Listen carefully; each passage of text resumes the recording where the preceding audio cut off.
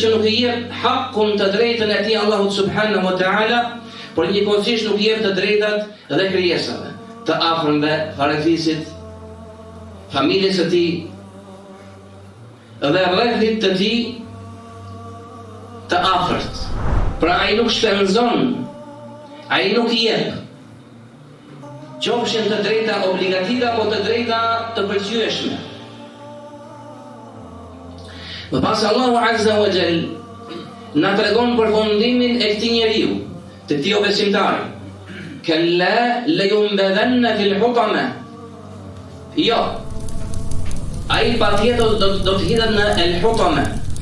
Duke na treguar Allahu i lartësuar me përçmim se ai do të hidhet në atë që quhet el hutama. Më pas Allahu thot: "Wa ma adraka ma al hutama." E kush mund të shpjegoj ty se është apo se çfarë është el hutama?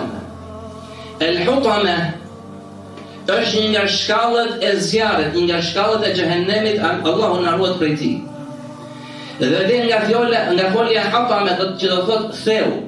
Pra ky zjarr është i tillë i cili shkatron dhe thyen gjithçka.